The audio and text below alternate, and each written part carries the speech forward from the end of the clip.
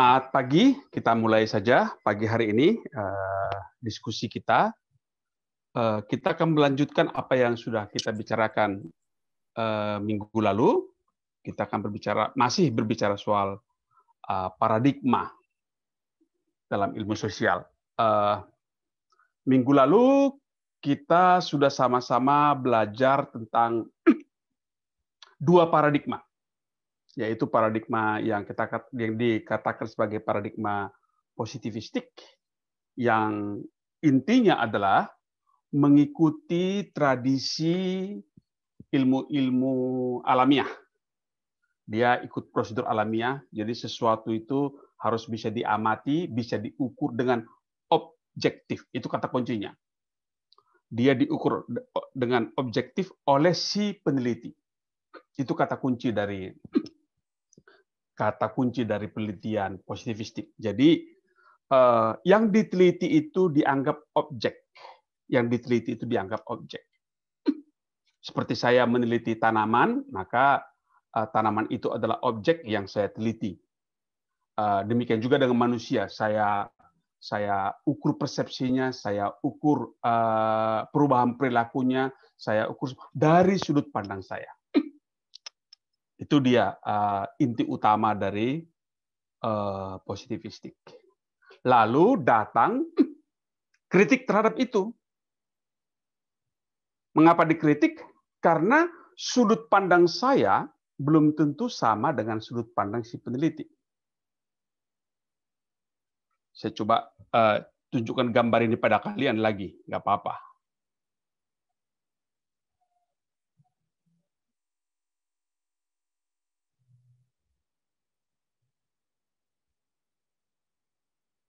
Nih, lihat ya, sudut pandang.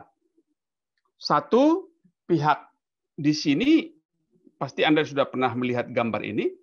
Orang ini melihat ini 4, ini melihatnya 3. Ada mereka yang salah? Tidak. Yang berbeda adalah sudut pandangnya. Dari mana dia memandang?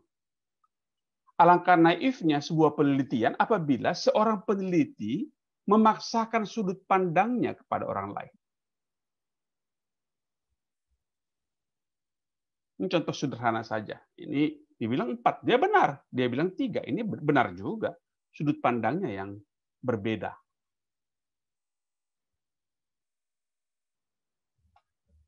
Dari sini, dia melihatnya sebagai angka 6. Dari sini, dia melihatnya sebagai angka 9. Tidak ada yang salah dalam hal itu.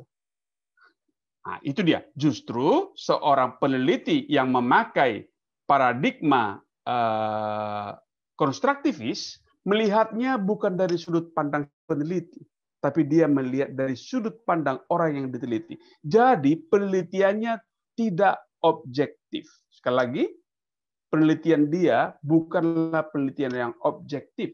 Dia tidak membuat peneliti itu sebagai objek. Dia tidak melihatnya sebagai objek, tapi sebagai subjek. Beda sekali dengan positivistik tadi yang melihatnya sebagai objek. Itu perbedaan utama atau roh dari penelitian konstruktivis. Oke, silakan kalau ada yang mau berkomentar terhadap dua paradigma yang sudah kita pelajari minggu lalu. Saya sekedar mengingatkan saja ini yang sudah kita lihat. Mari, silakan ada komentar.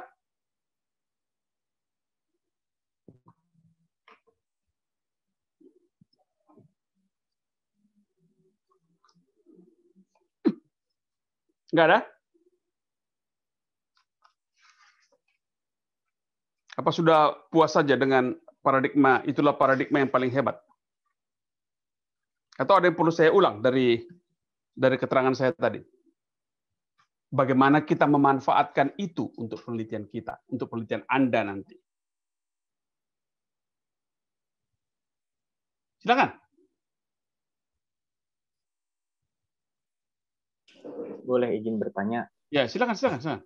Terkait tentang paradigma tadi, yang 2 tadi, jika saya ingin mencoba memakai salah satu atau dua-duanya terkait penelitian yang menyangkut tentang media proses, misalkan kita ingin melihat sejauh efektif mana media kita berpengaruh kepada penyuluh sosial masyarakat atau PSM yang ada di lapangan. Ketika kita memaksakan salah satu paradigma dari sudut pusat kepada daerah atau kepada penyuluh sosial masyarakatnya, itu kita lebih baiknya menggunakan seperti apa ya, Prof? Karena memang nanti menyangkut teknologi yang akan kita paksakan kepada penyuluh sosial masyarakat di lapangan terhadap pengaruhnya mereka untuk mendapatkan knowledge dari teknologi tersebut. Iya, baik.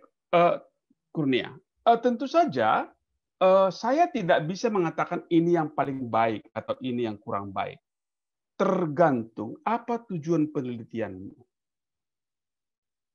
Kalau tujuan penelitianmu misalnya kamu mau melihat apa, misalnya seorang PSM tadi ya, seorang PSM, dia sudah menyuluh tentang katakanlah cara apa yang bisa disuluhkan oleh seorang PSM. Katakanlah cara perbaikan ekonomi buat wanita rawan sosial ekonomi misalnya ya. Dia mengajar bordir, mengajar segala macam lah ya, untuk meningkatkan ekonomi. Kalau Anda meneliti positivistik, kalau Anda menelitinya pakai penelitian positivistik, maka Anda akan meneliti apakah yang disuluhkan oleh si PSM itu sudah diterima atau belum. Anda melihat perubahan kognisi, perubahan afeksi, perubahan psikomotor menurut sudut pandang si PSM. Saya sudah mengajarkan loh cara ini, dia dapat nggak? Saya sudah mengajarkan dapat ini, dapat nggak? Saya ingin agar dia peningkatannya peningkatan pendapatannya 500.000 sebulan, dapat nggak? Maka saya menguji efektivitas penyuluhan saya lewat sudut pandang saya, kan begitu ya? Tapi saya bisa punya sudut pandang beda. Itu kalau saya pakai positivistik. Saya bisa pakai konstruktivis. Saya bisa ke yang disuluh tadi itu, dan saya ngobrol, bagaimana menurut kalian? Misal nih ya, saya temukan pakai positivistik ternyata nggak terjadi perubahan perilaku. Perubahan perilaku menurut si PSM. Tapi saya melihat bahwa ternyata mereka tidak berubah pengetahuannya. Mereka tidak pintar bikin kristik, tapi mereka semakin kompak. Jadi ada hal lain yang yang didapat oleh warga yang tidak menjadi tujuan si PSM. Nah, itu kan bedanya kan. Kalau saya pakai positivistik, maka saya akan mengukur ini perubahan yang saya inginkan. Ini. Saya tidak bisa mengukur perubahan lain. Kalau saya pakai konstruktivis, saya justru ingin melihat apa perubahan yang terjadi. Dan bagaimana itu terjadi. Jadi, saya tidak bisa mengatakan bahwa positivistik lebih bagus daripada konstruktivis untuk sesuatu penelitian. Tidak bisa. Karena itu, sekali lagi, tergantung pada tujuan penelitiannya. Apa yang mau ditangkap. Tapi misalnya kalau kamu melakukan penelitian evaluasi itu loh, terjadi nggak perubahan kognisi sesuai dengan kan di proyek ada itu ya, keluaran 1, keluaran 2, keluaran 3 gitu ya. Kalau ada pakai gitu ya pakai positivistik, karena Anda ingin justru melihat apa yang terjadi di dokumen terjadi nggak di lapangan gitu. Pakai positivistik. Tapi kalau di luar itu jangan pakai positivistik. Gitu, Mas Kurnia. Baik, terima kasih, Pak. Oke, ada lagi? Silakan.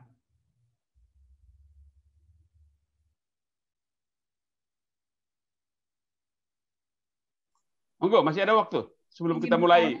Ya, silakan. Ini Pak, untuk yang tadi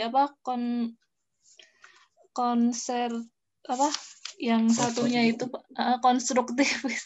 Nah, itu saya ingin bertanya untuk contohnya yang lebih bisa diberikan contohnya lagi nggak, Pak? Kamu penelitianmu tentang apa waktu S1? S1 tentang efektivitas desain kemasan, Pak. Efektivitas desain kemasan. Lapis Bogor Sangkuriang. Iya, oke. Ya, siapa jadi respondenmu? Respondennya itu pembelinya, Pak. Pembeli, oke. Oke, tentu saja kamu mengukur dengan alat ukur yang sudah ada padamu. Biasanya ilmu-ilmu yang seperti itu, artinya kamu sudah punya alat ukur bahwa desain yang bagus itu adalah kalau begini, begini, begini, begini, dan begini. Sudah ada itu kan? Apa namanya itu? Sudah ada apa namanya ya? Kayak standarnya. Lalu kamu ukur, menurut kamu, kamu akan pergi kepada respondenmu, lalu bertanya kepada respondenmu itu, Pak atau Bu, bersih nggak? Transparan nggak? Kan kira-kira seperti itu ya. Jadi alat ukur datang dari Nadia sendiri, kan begitu? Iya, Pak. Nah, bisa juga kita pakai konstruktivis. Nyaman nggak kamu dengan cara seperti itu? Kan gitu. Nyaman nggak kemasan itu? Bagus nggak? Kemasan yang bagus menurut kamu bagaimana? Memang konstruktivis dalam hal itu lebih kepada penelitian yang pendahuluan, penelitian yang di awal. Contoh lain, seperti yang saya utarakan minggu lalu, soal kalau misalnya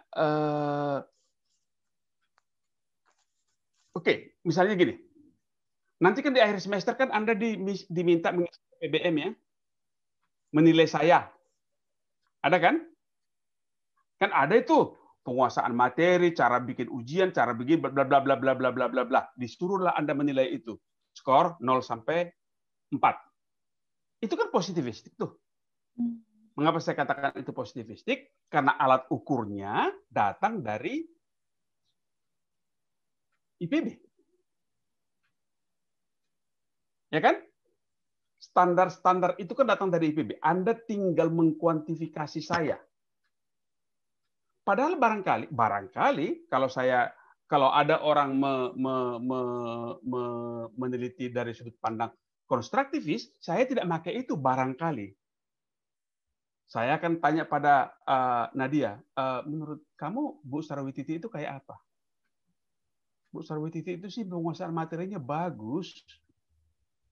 Saya kasih 4 tuh penguasaan materi. Soal ini bagus, tapi ya gaya bicaranya nggak gitu enak. Nah, misalnya kayak gitu. Yang tidak ada di apa namanya itu formulir itu. Justru maka itu orang mengatakan bahwa konstruktivis itu lebih holistik, lebih menyeluruh melihatnya. Kan kalau di EPBM itu kan Anda hanya menilai kami dari 5 prosedur itu. Gitu. Sama saja dengan ketika saya menilai kalian. Saya menilai kalian, ya itu UTS, paper 1, paper 2, paper 3 kami nilai A, B, C gitu. Padahal barangkali ya si Anu itu begini, cuman dia begini. Ah itu nggak ada itu di EPBM nggak ada itu.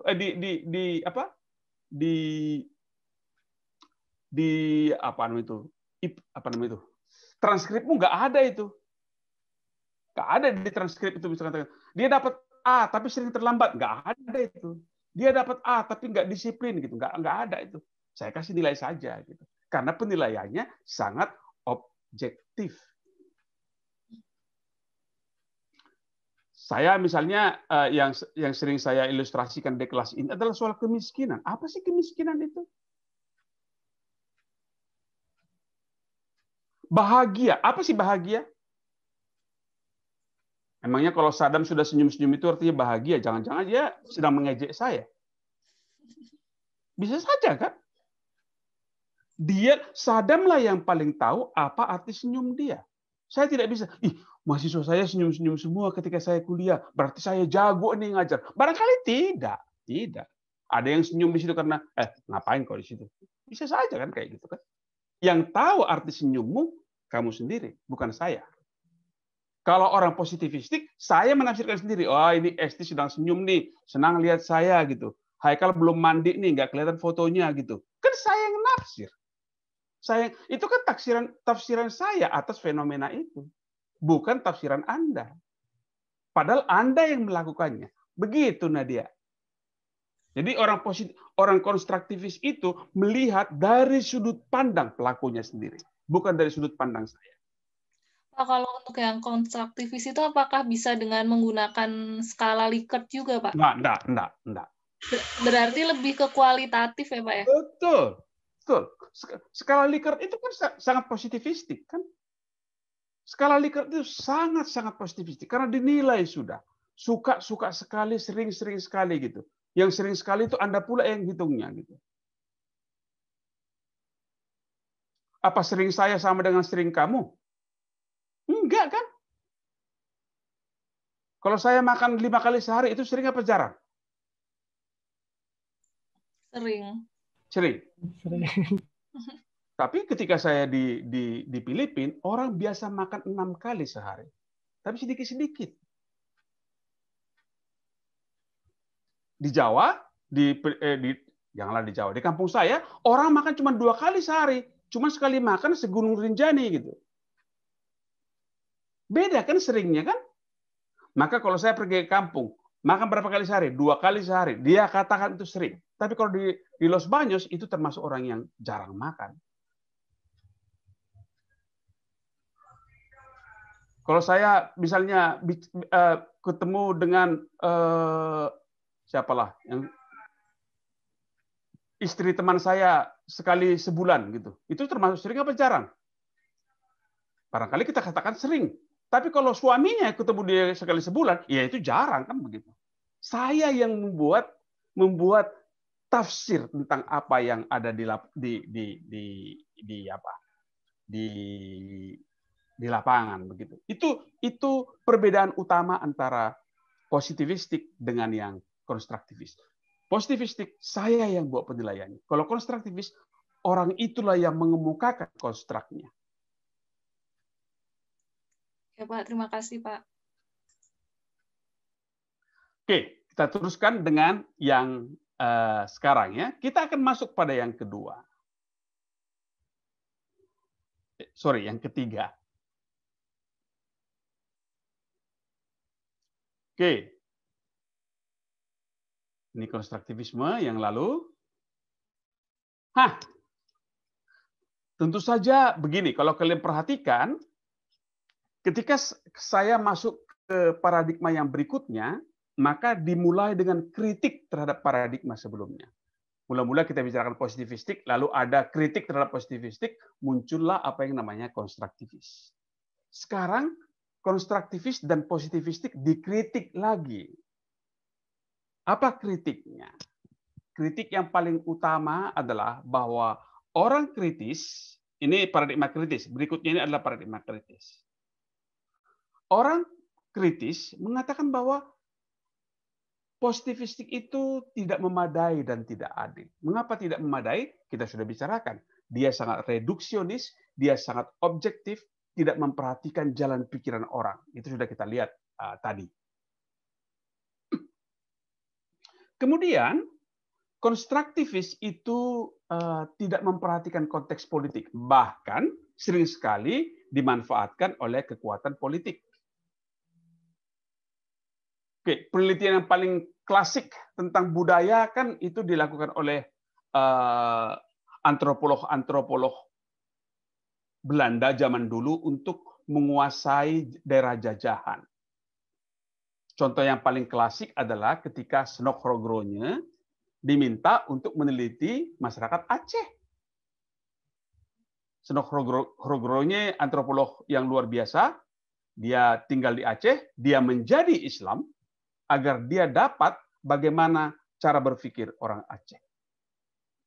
Dengan pengetahuannya tentang Aceh, dia memberikan memberikan masukan kepada Belanda, dan pengetahuan itulah yang dimanfaatkan untuk menguasai Aceh. Itu contoh bagaimana ilmu dimanfaatkan untuk, kalau saya bikin yang paling bawah ini, silakan dilihat ini. Birokrasi sains. Sains menjadi alat untuk mengendalikan masyarakat. Dan banyak sekali seperti itu. Saya tidak tahu Anda yang jadi konsultan politik, apa yang Anda lakukan. Sering sekali ilmu kita manfaatkan untuk mengetahui bagaimana masyarakat, lalu merekayasa sedemikian rupa supaya masyarakat itu suka pada kita. Siapa yang suka mengerjakan CSR? Corporate Social Responsibility. Apa yang kita lakukan? Kan dulu sejarahnya Corporate Social Responsibility itu muncul kan karena banyak penolakan masyarakat tentang suatu proyek. Ada mau dibangun, katakanlah mau dibangun tambang. Lalu orang protes, diturunkanlah ilmuwan, ilmu-ilmu sosial. Selidiki dulu di sana, kenapa ditolak itu? Lalu saya sebagai ilmuwan sosial datang, oh yang menolak itu ada 3 golongan. Tokoh-tokoh masyarakat, siapa saja itu? Oh itu tokoh adat, tokoh agama, sama preman-preman. Kalau gitu apa usulmu?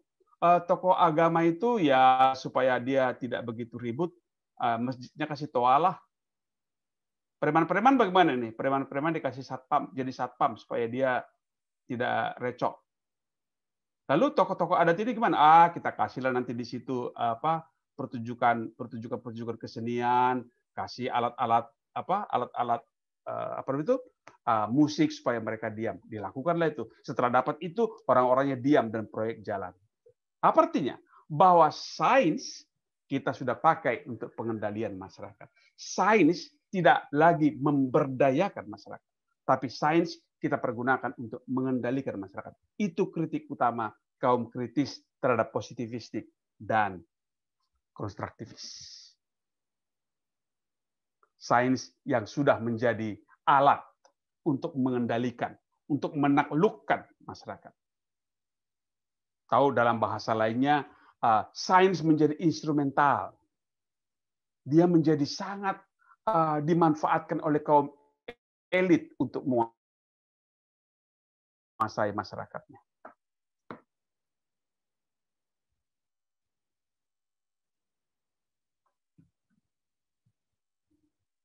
Yang jadi konsultan politik, apa komentarmu?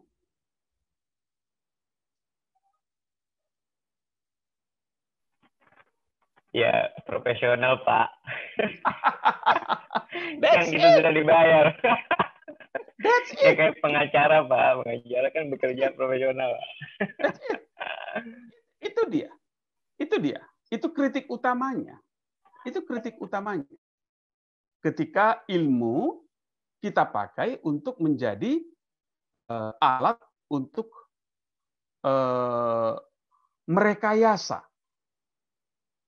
Oke, kan itu yang sering juga dilakukan oleh kaum positivistik. Misalnya tadi Kurnia bertanya soal bagaimana merubah perilaku. Kita pelajari dulu bagaimana teori-teori perubahan perilaku. Setelah teori perubahan perilaku, lalu kita mainkan. Begini loh merubah perilaku mereka.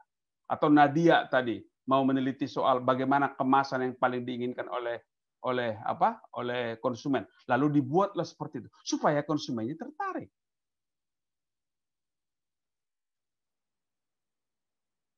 Itu dia kritik utama kaum kritis, orang-orang teori kritis terhadap positivistik dan konstruktivis.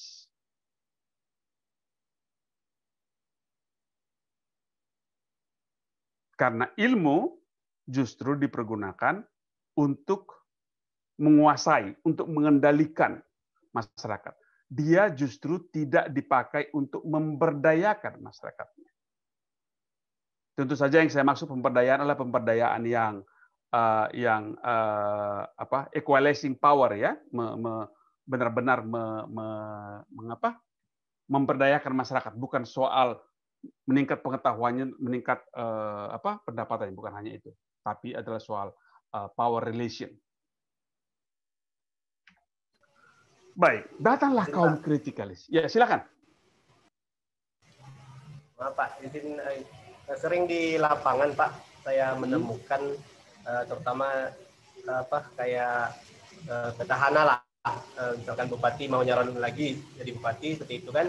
Itu kan program-program dinas terkait itu terkadang misalkan contoh di bidang pertanian misalkan ada program pupuk organik cair misalnya itu termasuk pemberdayaan, tetapi di sisi lain bagi calon bupati sendiri itu semacam dimanfaatkan, Mbak, untuk menarik massa sebanyak-banyaknya. Jadi masuk ke desa-desa itu melalui agen-agen perubahan yang ada di perpanjangan tangan dari dinas terkait seperti itu.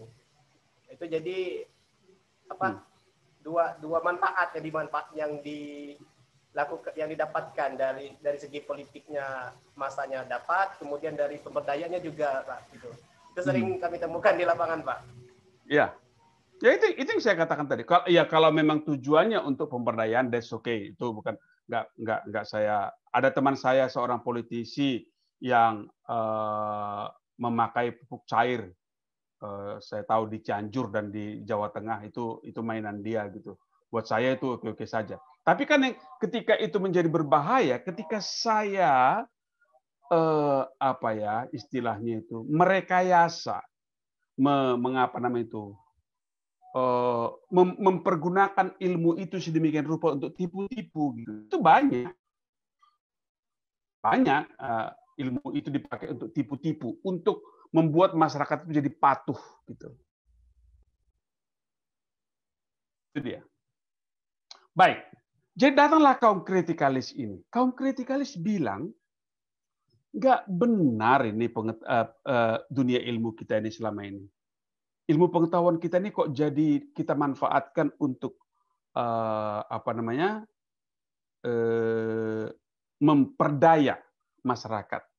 Maka dia bilang bahwa ilmu harus berorientasi nilai. Ilmu harus adil. Ilmu itu harus memihak. Ini dia ya. Kalau tadi kan, kalau kita berbicara positivistik dan konstruktivis, kita berbicara bahwa ilmu itu bebas nilai. Nggak boleh memihak. Orang kritis, orang teori kritis bilang tidak seperti itu. Ilmu harus memihak. Memihak pada siapa? Memihak kepada orang yang tertindas.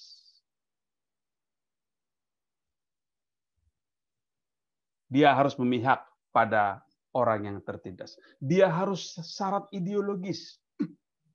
Dan penelitian tugasnya adalah untuk perubahan sosial. Bukan seperti tadi. Kalau tadi kita dari kaum positivistik sama konstruktivis, itu kan istilahnya tadi apa tadi istilahmu? Profesional, kan begitu ya? Nah, artinya ente bayar saya bayar, itu kita profesional, kan begitu. Orang kritikalis bilang nggak seperti itu. Orang kritikalis bilang bahwa sebuah penelitian haruslah bertugas, haruslah bekerja untuk memberdayakan masyarakat. Memberdayakan dalam arti benar-benar power ya, bukan sekedar pengetahuannya tambah atau sekedar penghasilannya tambah, tidak. Tapi itu adalah power relation di antara orang yang berkuasa dengan yang dikuasai. Maka itu dikatakan bahwa sebuah penelitian haruslah emansipatoris. Nanti kita lihat bagaimana itu kita mainkan. Ini dia. Oke, saya cerita saja apa yang dilakukan oleh kaum feminis. Penelitian soal peranan wanita itu kencang di Indonesia tahun 80-an. Saya pikir salah satu topik penelitian yang paling banyak mempergunakan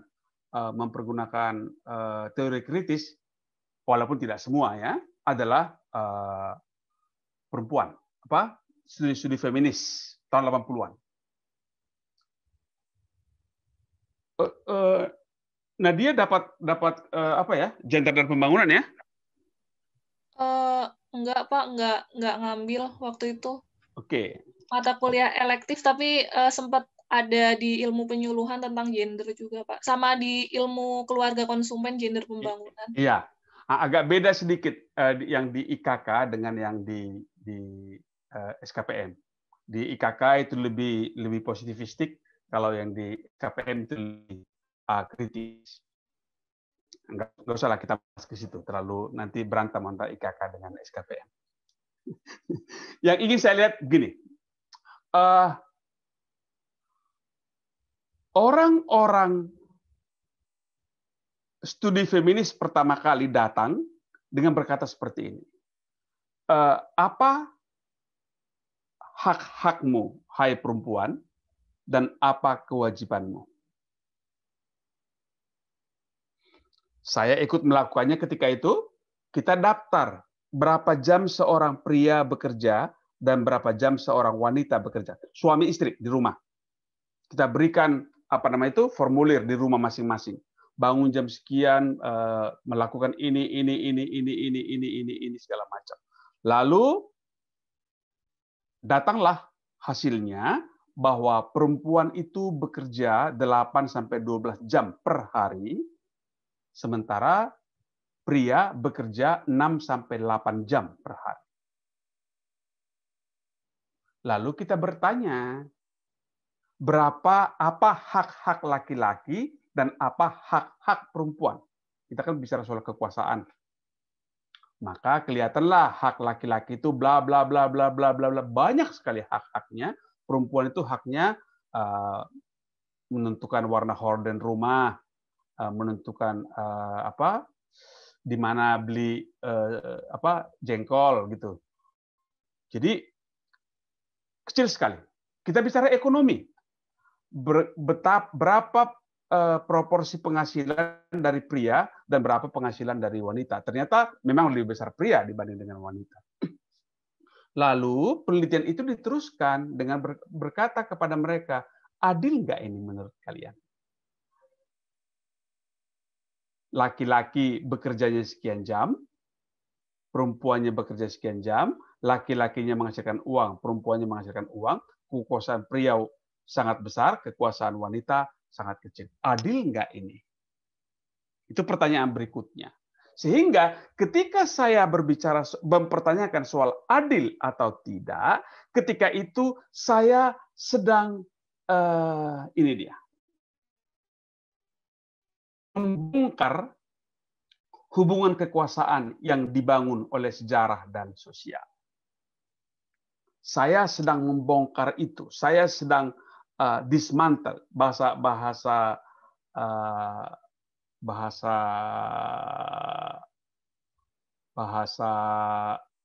orang kritis adalah to dismantle unconsciousness, false consciousness, sorry. To dismantle false consciousness, menyingkap kesadaran palsu. Itu yang dilakukan oleh seorang kaum kritis. Jadi seorang kaum kritis ingin membongkar apa yang selama ini sudah dibangun oleh sejarah dan sosial.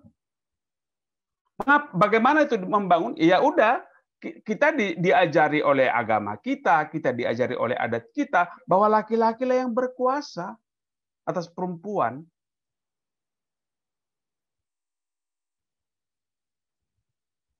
Itu yang dicoba dibongkar oleh kaum kritikalis. Contoh lain. Nanti kan kita ketemu juga di kuliah kuliah Kompersos, Komunikasi dan Perubahan Sosial. Siapa yang membahas itu? Membahas pendidikan kaum tertindas, Paulo Freire. Saya nggak tahu nanti ada di situ teori penyadaran. Teori penyadaran adalah sebuah teori yang sebuah pendekatan yang sangat kritis. Kan itu sebenarnya ingin mengangkat masyarakat dari kesadaran naif ke kesadaran kritis. Apa arti kesadaran naif? Kesadaran naif itu misalnya gini. Kita bicara kemiskinan lah. Ketika orang berbicara kemiskinan, ini kasusnya di Amerika Latin, yang ditulis oleh Paulo Freire, maka orang berkata bahwa, oh iya benar saya miskin, dan saya miskin itu karena sudah garis tangan, nasib. Saya miskin karena memang udah, ya ini, Tuhan menggariskan saya, itu sudah takdir saya, itu sudah begini. Ada kesadaran naif dalam masyarakat itu, sehingga dia menerima kemiskinannya sebagai sesuatu yang tidak sudah tidak terbantahkan lagi. Datang lagi agama, bahwa dengan kemiskinan kamu akan menjadi orang yang tabah, orang yang sabar. Berbahagialah orang miskin karena orang miskin itu kekasih Tuhan. Berbahagialah orang miskin karena dengan ketabahannya Tuhan akan memberikan tempat yang selapang-lapangnya di surga. Jadi itu ada kesadaran naif. Mengapa ini dikatakan kesadaran naif? Diajar sedemikian rupa. Siapa yang mengajarkan? Sejarah. Agama, sosial mengajarkan kepada orang-orang itu bahwa soal kemiskinan itu adalah soal yang di luar kekuasaan kita. Lalu datang orang kritis. Berkata bahwa, oh Anda miskin bukan karena sejarah, Anda miskin karena struktur masyarakat lah yang membuat Anda miskin. Sehingga, sekali lagi saya katakan, bahwa fokus dari penelitian kritis adalah hubungan kekuasaan yang terbangun oleh sejarah dan sosial. Hubungan laki-laki dan perempuan tadi itu dibangun oleh sejarah dan sosial. Hubungan antara miskin dan kaya tadi itu dibangun oleh sejarah dan sosial.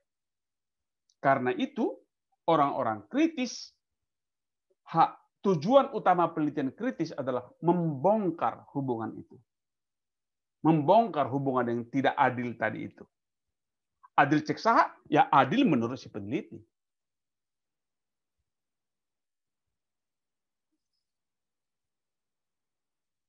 Dan yang terakhir, karena Anda orang komunikasi, yang terakhir ini menjadi penting, bahasa sebagai pusat pembentukan subjektivitas.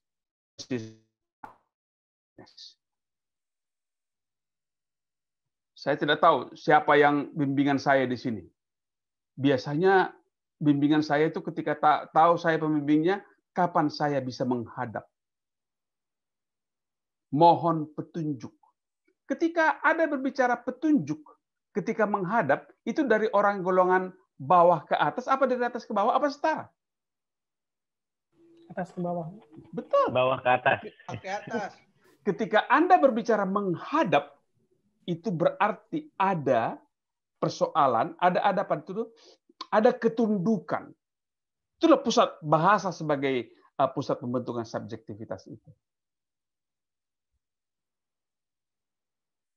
Ketika Jokowi pergi ke desa, dibilang belusukan, kan? Ketika orang desa datang ke kota, ke istana, menghadap. Jadi bahasa itu menjadi, kita sudah memakai bahasa sedemikian rupa untuk menunjukkan bagaimana hubungan relasional itu. Semua mahasiswa yang menghubungi saya berkata, saya tidak akan memberikan petunjuk, kita berdiskusi. Karena Anda yang paling jago soal tesis Anda, bukan saya.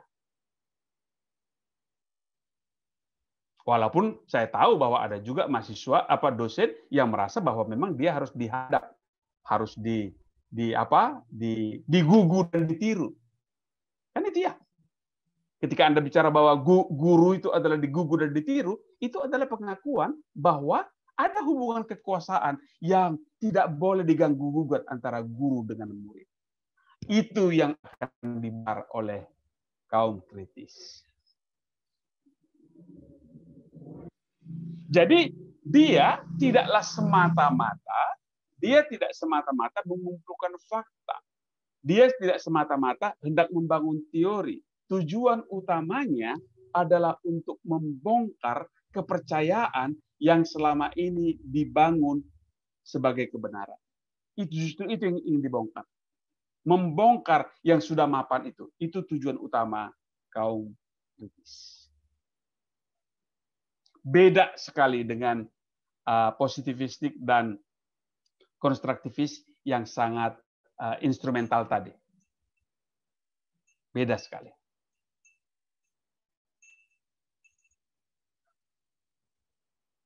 Sehingga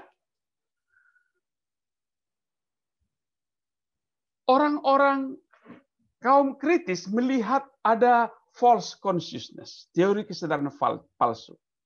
Nanti kita lebih banyak bahas ini ketika kita belajar Kompersos.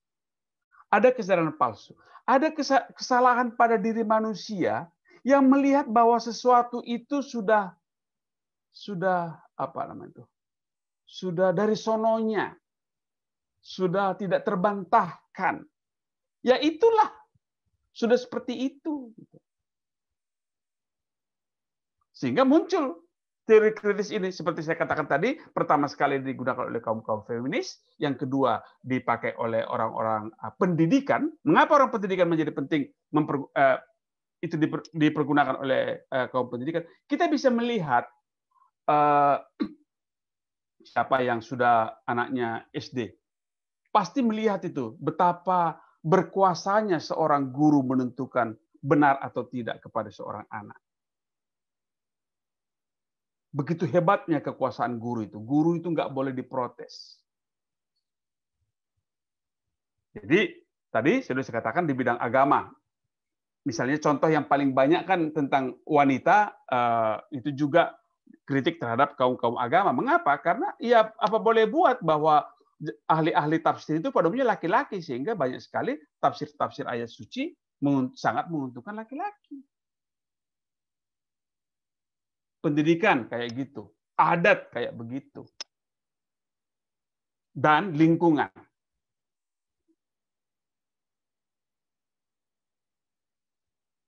Sehingga orang kritis bilang, dalam masyarakat itu ada golongan yang selalu mendapat keistimewaan.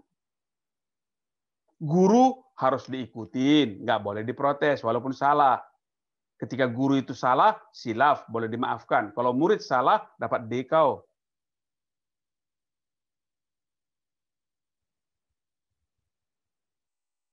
Ini dia. Yang sering bikin orang marah kalau saya mencontohkan itu di kampus. Karena tempat parkir rektor kan persis di samping kantornya kan. Saya bilang, rektor nggak perlu dapat parkir di samping kantornya.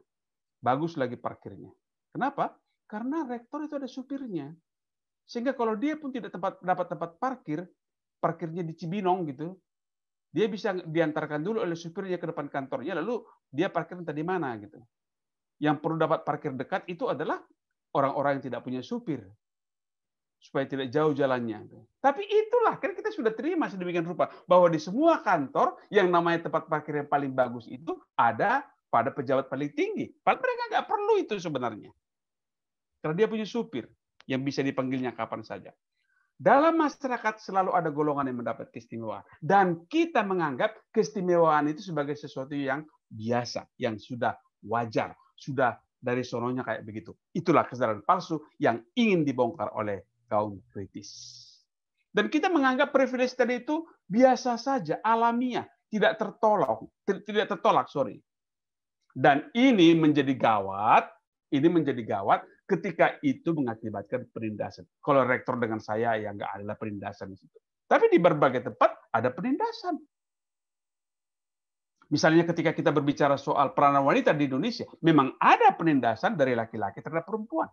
Ada penindasan dari guru terhadap murid. Ada penindasan dari kaum hacienda di Amerika Latin terhadap orang-orang yang dikuasainya. Itu yang ingin dibongkar oleh kaum kritis.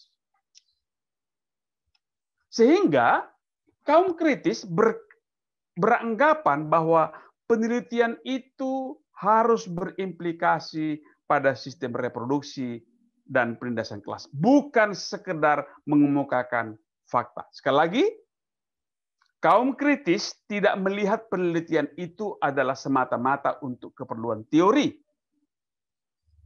Sebuah penelitian harus membongkar kesadaran palsu tadi.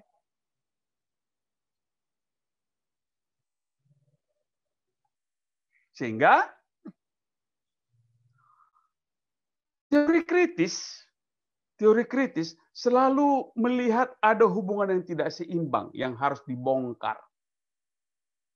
Lain kan dengan yang positivistik apalagi dan yang konstruktivis tadi, yaitu instrumental saja, kemukakan faktanya begini keadaannya, lalu ada saran, bahwa saran kemudian ada nanti perbaikan kehidupan. Itu prosesnya kayak gitu. Kalau orang kritis melihatnya tidak seperti itu. Riset haruslah transformatif atau diistilahkan sebagai emancipatory consciousness. Pendidikan penyadaran. Itulah riset yang sebenarnya. Sehingga mereka berkata bahwa seorang peneliti bukanlah orang yang netral. Seorang peneliti adalah partisan for better world. Seorang peneliti adalah seorang yang melakukan aksi politik untuk membangkitkan masyarakat yang lebih punya kesadaran kritis, critical consciousness. Sehingga peningkatan pengetahuan itu bukan soal penting, itu bukan soal yang paling penting, itu sekunder saja. Yang paling utamanya adalah bahwa Anda setelah Anda pulang dari penelitian, masyarakat itu semakin sadar, mempunyai kesadaran kritis, semakin tahu posisinya bahwa dia orang tertindas, ada kekuasaan yang ada kekuasaan yang melingkupi dia dan kekuasaan itu merugikan dia.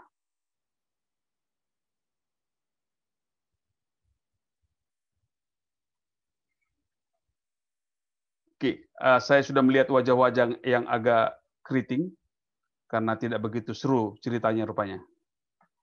Silakan. Izin Pak Juara. Ya, silakan. Iya, terima kasih atas kesempatannya. Sebelumnya, Assalamualaikum warahmatullahi wabarakatuh.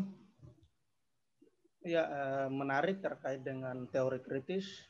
Tadi Pak juga sudah menyentil soal bagaimana teori-teori, misalkan tokoh-tokoh dari Yunani, misalkan dari Karl Marx. Saya tertarik yang pertama soal teori kritis. Kalau saya melihat bahwa ketika ada teori kritis, bahwa terjadinya ketika ada benturan konflik yang terjadi antara teorinya Karl Marx dalam Das Kapital soal pertentangan antara kelas, ini juga bagian daripada kritis yang merupakan kesadaran untuk kaum borjuis dan kaum kapitalis. Nah, kalau saya melihat kemudian saya mengambil ilustrasi di Indonesia, ketika orang yang kemudian memiliki sifat kritis atau punya kemampuan cara berpikirnya yang gemilang, ini kemudian dibatasi oleh undang-undang. Artinya bahwa dalam era demokrasi, kemudian kita kaitkan dengan abad-abad di masa Karl Marx, tentunya berbeda. Sehingga pada saat ini kemudian kita memiliki akal yang begitu kritis, ini kita dibatasi oleh ruang begitu. Artinya sehingga kritis kita dipadam atau dihilangkan karena soal regulasi yang mengatur. Kira-kira apa yang mendasar sehingga negara demokrasi namun sifat kritis kita dibatasi oleh undang-undang tersebut? Mungkin itu dikembalikan, Pak. Ya, makasih. Sedikit agak berbeda ya. Memang akarnya sama. Akarnya sama bahwa teori kritis itu akarnya adalah dari Marx.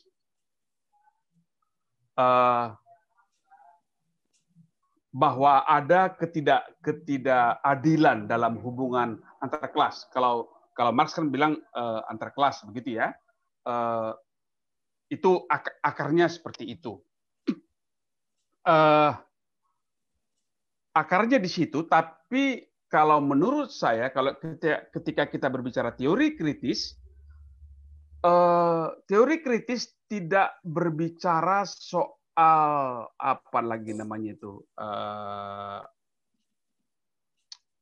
pemberontakan antar kelas, tapi yang diinginkan oleh kaum kritis adalah bahwa kita membongkar hubungan-hubungan yang tidak adil pada berbagai golongan.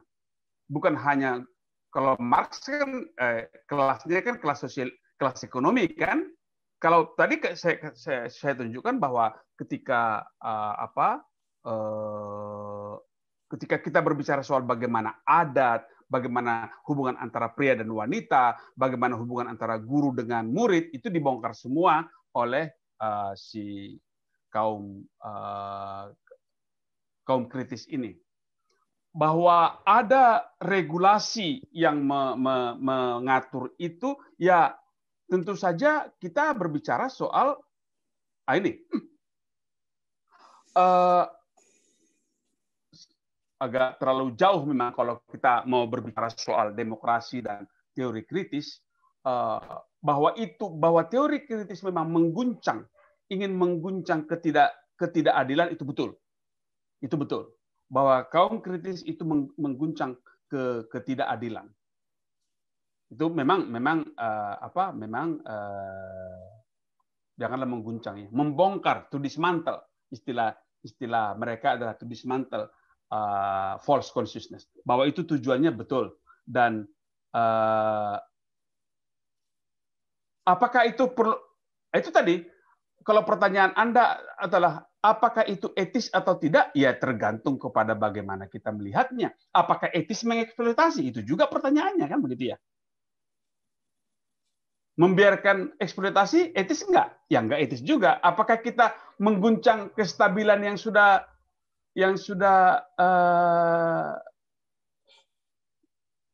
ada itu? Etis atau tidak? Ya, itu pertanyaan yang menjadi pertanyaan pokok buat kita semua. Sama seperti saya nggak tahu apakah Anda lihat presentasi mahasiswa saya ujian doktor bulan lalu. Menarik. Penelitian dia adalah tentang perkawinan anak.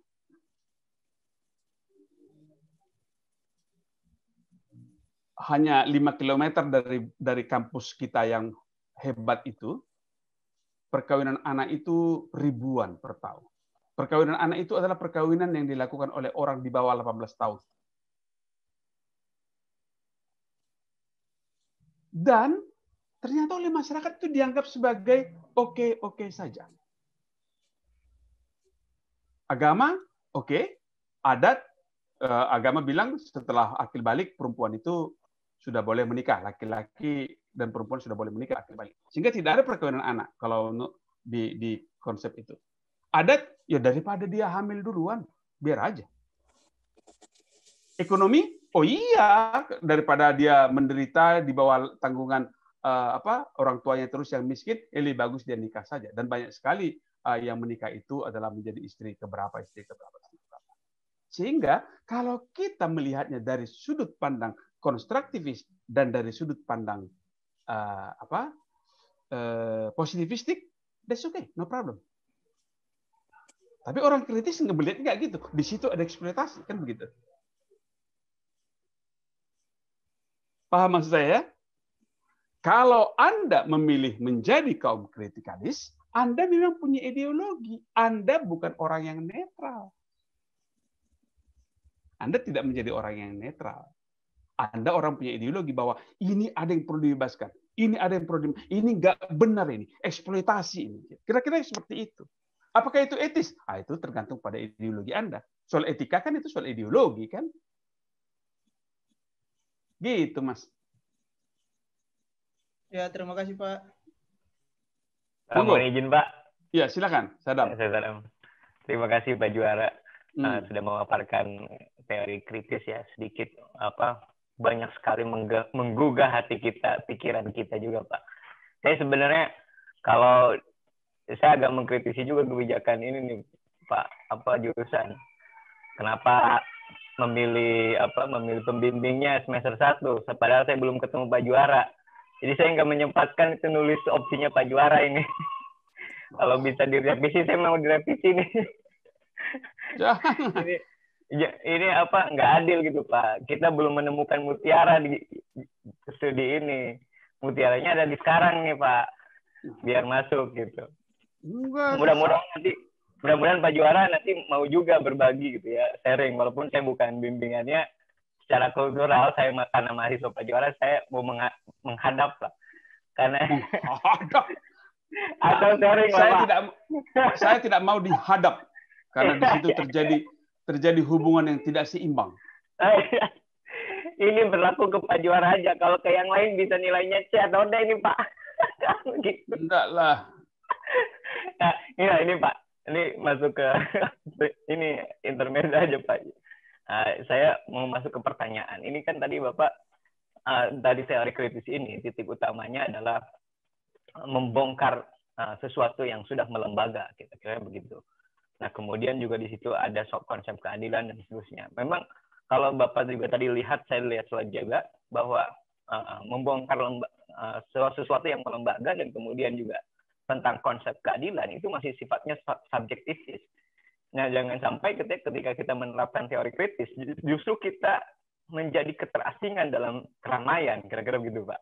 Jadi teman saya dulu, waktu itu dia meneliti hermeneutik, karena dia tafsir waktu itu di UIN Jakarta, tentang soal konsep keadilan poligami, kalau nggak salah. Ayat itu yang jadi hermeneutik dikritisi itu soal poligami, bahwa sebenarnya poligami itu haram, kata dia itu. Jadi, tapi karena di diskusi di kampus itu masih terbuka ya, dia diterima di kampus, tapi ketika keluar dia diasingkan, kira-kira gitu, sama teman-temannya dan yang lainnya, karena telah mengkritisi ideologi, kira-kira begitu, Pak. Nah, kemudian juga misalnya taruh Buya Hamka yang padahal dia misalnya dari Sumatera Barat misalnya, Pak. Dia di Bukit Tinggi, dia mengkritisi soal patrialisme itu gitu. Tapi dia juga diasingkan gitu dari sana. Orang nggak suka dengan hal yang gitu. Nah, jangan sampai ketika kita ingin mengungkap keadilan, tapi juga kita mengkerdilkan diri kita dan mengasingkan diri kita. Nih, bagaimana Pak pandangan Bapak soal fenomena kritis yang nanti akan diterapkan dalam riset itu, jangan sampai bukan bermanfaat tapi mengasingkan kita. Terima kasih Pak Juara. Ada nasihat teman saya, Sadam. Kalau Anda ingin bermain aman-aman saja, ditemani oleh semua orang, jangan jadi orang kritis. Berat, Pak.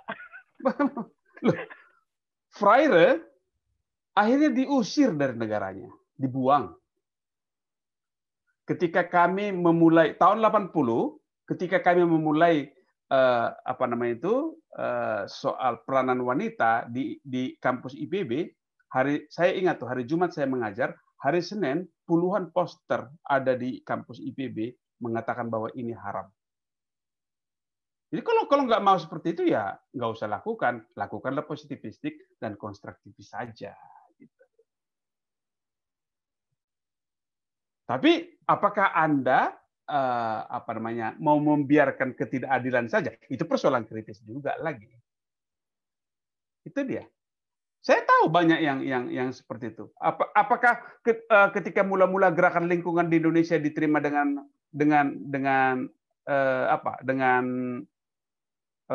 aman? Enggak. Aktivis lingkungan dulu dianggap sebagai orang-orang yang ekstrim yang menghalangi pembangunan, kan begitu ya dulu. Karena tidak mendukung pembangunan daerah, karena ini dibangun ini merusak lingkungan, dibangun ini merusak lingkungan, kata mereka. Lalu dia dibenci. Tapi kemudian sekarang kita tahu bahwa aktivis-aktivis itu menyelamatkan banyak hal. Dan kita tahu bagaimana soal menurut saya sekarang di IPB lebih banyak mahasiswa perempuan dibanding dengan laki-laki, itu menunjukkan bahwa gerakan pemberdayaan perempuan tahun 80 hasilnya besar gitu. Saya melihat itu. Kalau enggak barangkali Nadia dan sama Esti enggak ada di kelas ini sekarang. Udah dia masak dia di kampungnya. Karena begitulah yang banyak kita itu mindset kita dulu, bahwa nggak tahu saya kalau saya masih sempat melihat KTP pekerjaan istri itu ikut suami. Bayangkan itu. Pekerjaan ikut suami gitu. Kalau suaminya supir Gojek sampai sekarang, kalau istrinya ikut-ikut suami terus, kapan dia dapat penumpang? Saya ingin mengatakan itu, bahwa ada persoalan kritis. Maka itu tadi partisan for a better world. If you want to be a partisan, ya siap-siap saja tidak disukai orang, kan begitu. Gitu Mas Adam. Ini jalan panjang menuju kaum kritis. Ya, tidak. Ya seperti itu keadaannya dan itu bisa dilakukan. Itu bisa dilakukan. Dan tentu saja Anda bisa melakukan banyak hal sebagai kaum kritis tadi. Tidak ada juga yang tidak terlalu hard.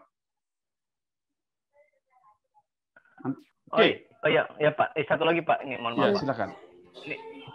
Oh, Mas Galung dulu deh. Nggak apa-apa, Mas Galung. Nggak apa, lanjutin dulu, Mas Adam. Lanjutin dulu. Oh ya. Ini Pak, mohon maaf. Tadi kan soal subjektivitas. Ini sama-sama subjektivitas dengan konstruktivis misalnya. Ya. Saya masih belum apa ya, Pak? Belum paham soal garis besarnya itu. Kan kalau konstruktivis, ya sebenarnya sama-sama membangun ini, Pak. Membangun subjektivitas. Misalnya konsep keadilan. Tunggu sebentar. Kaum kritis menurut saya tidak subjektif. Dia objektif. Mengapa saya katakan? Kan kalau kaum kritis gini. Misalnya ketika orang memulai gerakan perempuan tidak merasa bahwa subordinasi pria atas diri mereka sebagai sesuatu yang salah. Itu dianggap sebagai yang aman-aman saja. Justru itu ingin dibongkar. Ya kan? Kalau dibiarkan orang-orang itu subjektif, dia sudah merasa aman dengan kondisi dia. Seperti saya katakan tadi, nggak usah perempuan lah, nanti tafsirnya terlalu jauh. Soal kemiskinan tadi itu, orang sudah merasa bahwa kemiskinan itu sebagai sesuatu garis hidup. Apa namanya itu? Garis tangan.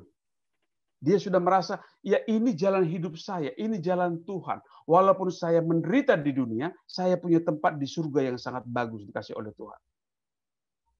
Kalau saya biarkan subjek konstruktivis, berhenti di situ. Konstruktivis berhenti di situ. Kaum kritikalis tidak. Kamu miskin bukan karena Tuhan. Kamu miskin karena ada orang yang memiskinkan kamu. Kan begitu? Beda kan? Berarti bisa jadi kemiskinan itu disebabkan oleh kultural dan iya. struktural, Pak ya. Betul. Justru kalau orang kritis melihat bahwa tidak ada kemiskinan kultural kan? Yang ada adalah kemiskinan struktural. Orang kritis melihat seperti itu. Anda miskin itu karena ada orang bikin kau miskin. Orang itu hidup semuanya sama diciptakan Tuhan. Strukturnya lah yang membuat dia miskin. Itu. Ya Pak, terima kasih Pak Juara. Mari. Mas Galung. Monggo. Izin bertanya Pak. Ya, nggak perlu izin itu. Siap. Ya, terkait dengan teori kritis ini Pak, kalau dalam konteks kehidupan sosial itu kan memang objek dari kritisisme itu kan yaitu penguasa ataupun pemerintah.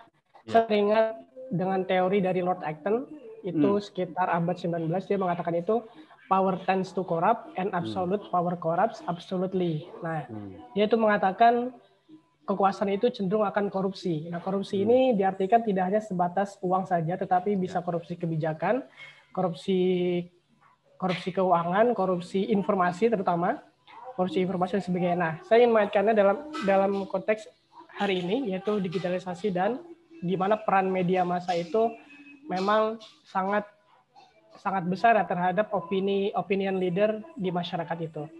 Nah, menurut saya kalau hari ini karena beberapa pertemuan terakhir ditemukan juga dari ICW mengatakan ada aliran APBN terhadap influencer, buzzer dan hoaxers, kita sebutnya seperti itu. Nah, itu merupakan salah satu korupsi kebijakan yang dilakukan oleh pemerintah untuk membentuk suatu opini yang dalam masyarakat seperti ini. Nah, kita sebagai peneliti dalam konteks komunikasi ingin masuk ke ranah tersebut. Nah, tetapi terhalang dengan adanya Undang-Undang ITE ini tadi, Pak. Jadi batu sandungannya memang Undang-Undang ITE ini yang bagaimana masyarakat grassroots yang berusaha untuk kritis terhadap kekuasaan ini tersandung oleh undang-undang ini. Nah, bahkan peneliti ini pun ingin menguak daripada tabir undang-undang ITE ini, bahkan mendapatkan mendapatkan tembok besar yang di belakang kekuasaan tersebut. Nah, bagaimana menurut Pak Juara Lubis terkait dengan hal ini sebagai kita peneliti, terutama dalam konteks komunikasi, untuk merapihkan dalam arti merapihkan gaya komunikasi dan informasi yang bisa kita dapatkan dari penelitian terhadap komunikasi kebijakan yang dilakukan oleh pemerintah, gitu Pak. Wah, rumit sekali pertanyaanmu itu. Bahwa ada berbagai hal yang bisa saya komentari tentang hal itu. Ya, pertama adalah soal apa yang sering kita kemukakan sebagai digital inequality. Memang orang bilang bahwa dunia maya adalah dunia yang sangat demokratis. Semua orang bisa masuk, semua orang bisa nimbrung, semua orang bisa ngomong. Tapi kita tahu juga bahwa di situ ada digital inequality. Ada ketidakadilan digital. Dan itu berkaitan juga dengan digital divided. Ya, nggak usah jauh-jauh lah di kalangan kita masih banyak juga kan orang pergi ke kafe untuk dapat wifi gratis gitu kan. Itu kan menunjukkan bagaimana digital inequality itu terjadi. Ada terjadi seperti itu. Bahwa kemudian ada undang-undang yang mencoba mengatur itu, ya saya sih setuju-setuju saja, dan menurut saya malah sorry to say undang-undang kita masih tidak begitu bergigi untuk. Anda baca kan bahwa Indonesia itu adalah orang yang paling tidak sopan dalam media sosial. Menurut saya dunia maya kita termasuk dunia yang sangat kotor. Karena orang seenaknya saja berbicara.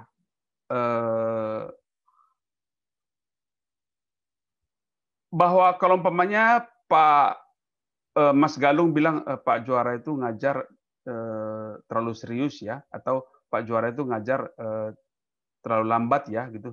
Saya tidak keberatan dengan hal itu. Itu adalah penilaianmu. Tapi kalau misalnya Anda mengatakan bahwa dia nggak cocok itu jadi dosen karena rambutnya udah putih gitu, saya nggak setuju dengan hal itu. Hal-hal seperti itu kan terjadi kan di kita sekarang kan?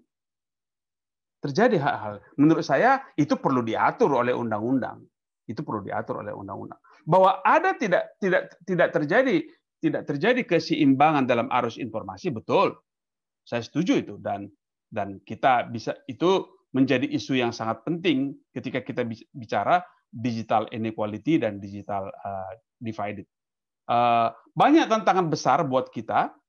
Saya pikir salah satu tugas kita sebagai orang komunikasi adalah menciptakan dunia informasi yang lebih adil, yang betul sekarang ini sangat kalau Anda tadi berbicara bagaimana memakai teori kritis ini untuk penelitian keseimbangan komunikasi, saya pikir ini tantangan yang sangat bagus.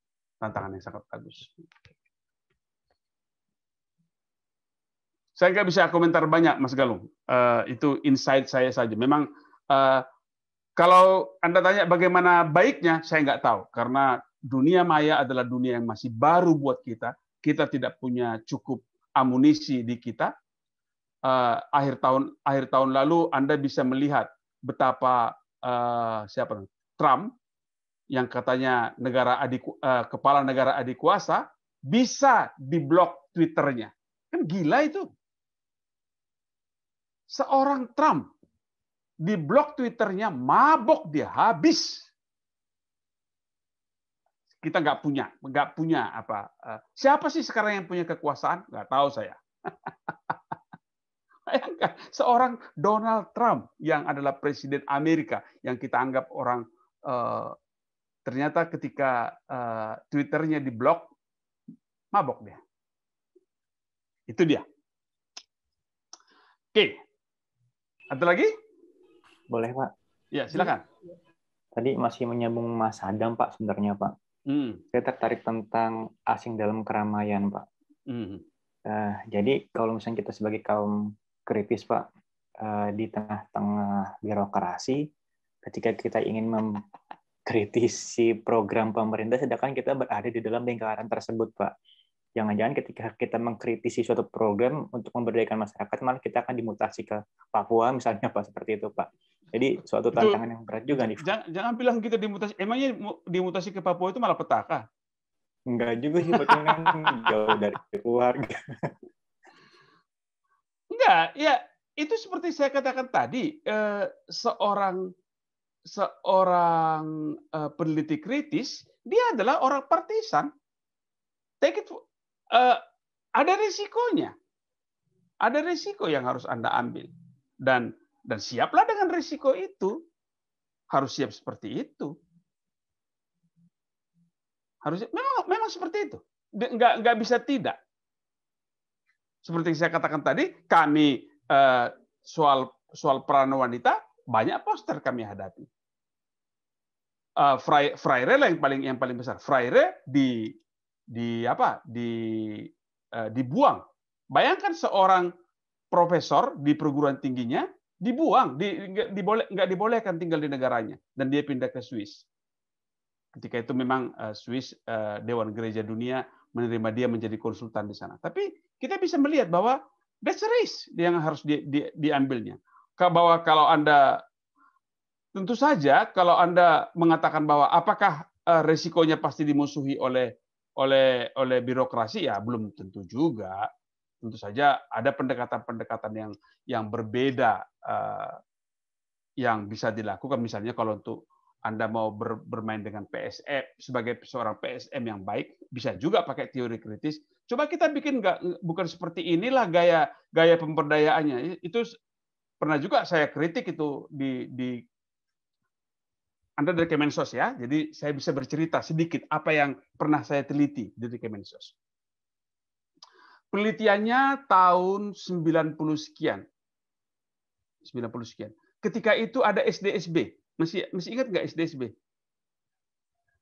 SDSB itu kan apa namanya itu? Ingat, Pak, ya. SDSB itu kan judi undian. Ya. Undian, nomor undian. Dan dari nomor undian itu Kemensos kan dapat apa namanya itu? Ada kontribusi kan besar sekali dari SDSB untuk Kemensos. Jadi kami meneliti sebenarnya panti-panti asuhan di Jawa dan di luar Jawa yang selama ini sebenarnya digali, dibangkitkan oleh lembaga-lembaga agama. Banyak sekali panti asuhan di Sulawesi Utara yang dibangun dan dikembangkan oleh gereja.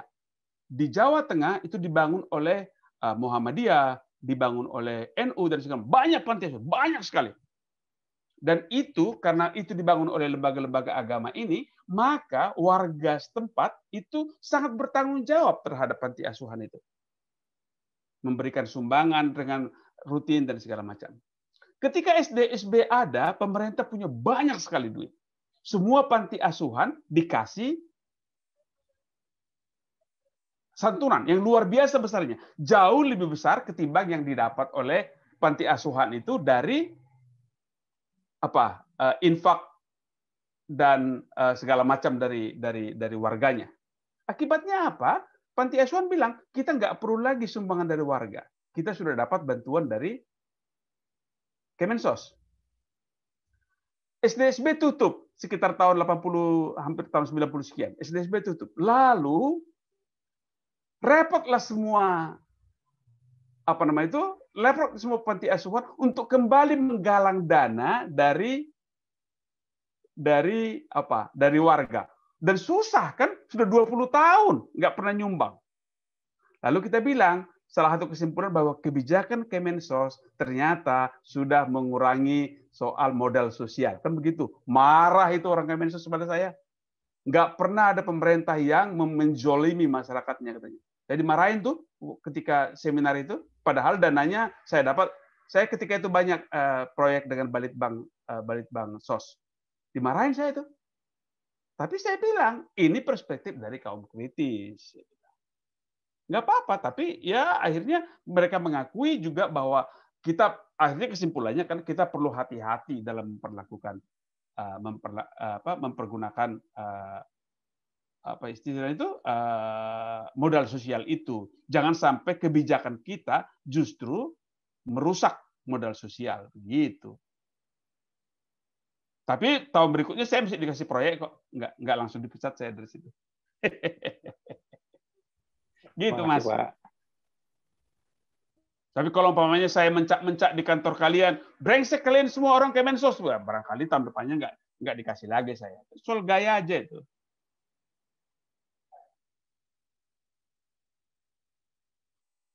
Oke, saya teruskan sedikit lagi ya. Oke, saya teruskan, kita masih bermain di teori kritis. Dia adalah partisan for a better world. Oke. Seperti yang saya katakan tadi, orang kritis membantu mengembangkan pertanyaan dan strategi untuk mengeksplorasi dunia. Soal kekuasaan, seperti yang saya katakan tadi, adil nggak kayak begini? Bagaimana kamu rasa ketika kekuasaan, hakmu begitu kewajibanmu begitu besar, tapi hakmu nggak ada. Adil nggak?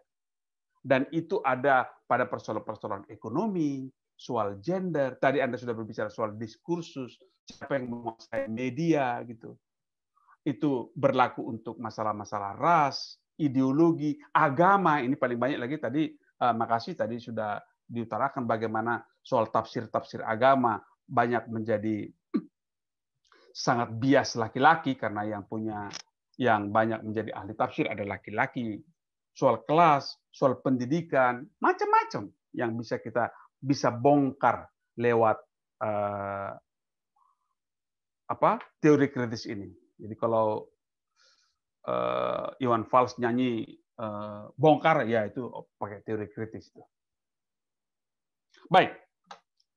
Ini ahli-ahlinya, bukan ahli-ahlinya lah, tokoh-tokohnya. Ada Paulo Freire, nanti kita pelajari lebih panjang lebar tentang konsientisasi. Ada Ivan Illich dan Neil Postman. Mengapa Neil Postman dan Ivan Illich ini menjadi penting? Mereka lah yang mengemukakan soal deschooling society.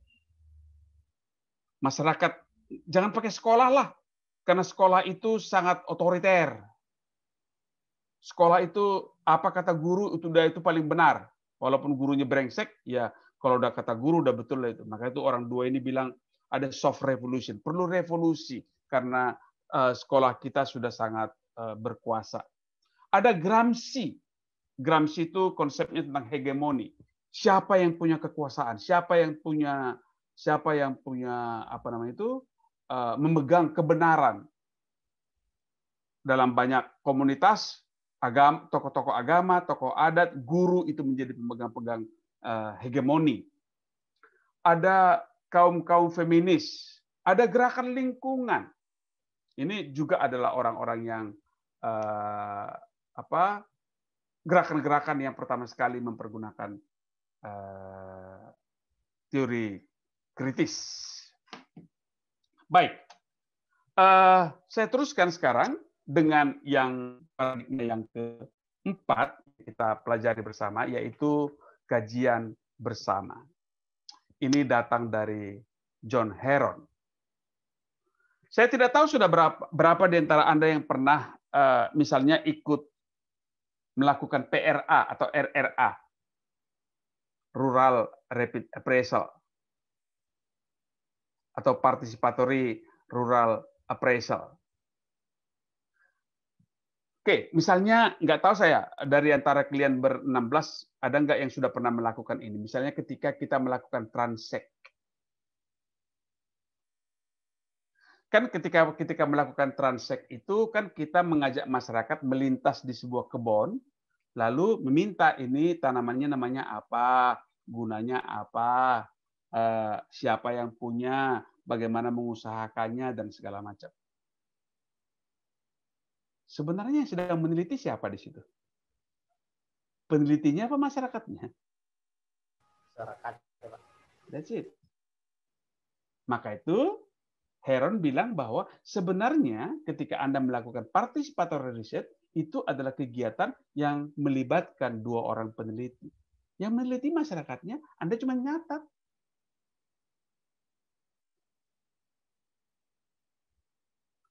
Tahun lalu ada seorang mahasiswa KMP, doktor, yang meneliti soal tanaman obat di Manggarai. Ada komunitas di Manggarai yang sampai sekarang masih mempergunakan tanaman obat dengan hebat sekali. Pak Sardi itu ke sana ya hanya mencatat apa yang terjadi dan bagaimana mereka mewariskan obat-obatan itu. Pengetahuan itu sepenuhnya adalah pengetahuan milik masyarakat. Itulah inti dari kajian bersama. Kita sama-sama mengkaji. Kita sama-sama melihat apa yang terjadi di lapangan. Jadi ada melibatkan 2 orang peneliti. Saya sebagai peneliti dari kampus dan mereka sebagai peneliti yang dari masyarakat lokal, masyarakat tempatan. Dan ada di situ siklus eksperimen yang kita katakan sebagai praksis. Bukan praktis ya, praksis pakai X atau KS. Di sini bercerita bahwa kita sama-sama ke lapangan, itu adalah tahap aksi. Lalu setelah selesai lapangan, kita diskusi di rumah. Itu adalah tahap refleksi. Siklus antara pengalaman dan refleksi, itulah yang kita katakan sebagai praksis. Dan itu memang siklusnya ketika kita meneliti dengan kajian bersama.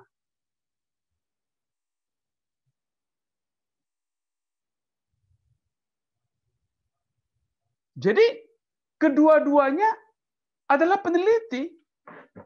Dua-duanya adalah peneliti. Anda meneliti, masyarakat itu meneliti saya juga meneliti mereka. Ada siklus yang kita alami bersama. Itu kata Heron yang dikatakan sebagai kajian bersama. Jadi sebuah proses penelitian sangat adil, kata si Heron. Saya makin pintar dan masyarakatnya makin pintar.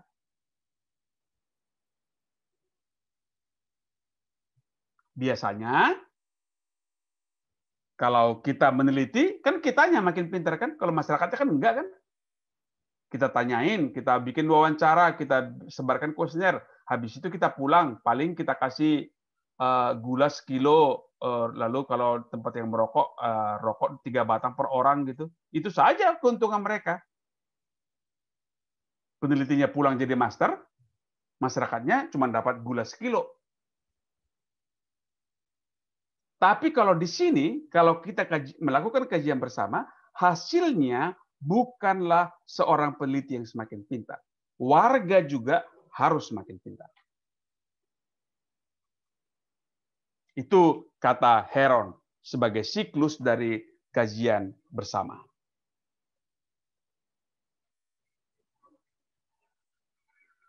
Jadi, kata Heron, penelitian kajian dengan memanfaatkan pendekatan bersama ini sangat adil. Kalau yang tadi itu nggak adil tuh. Konsultan politik dapat honor banyak, masyarakatnya dibodoh-bodohin. Kalau dapat bupati yang bagus.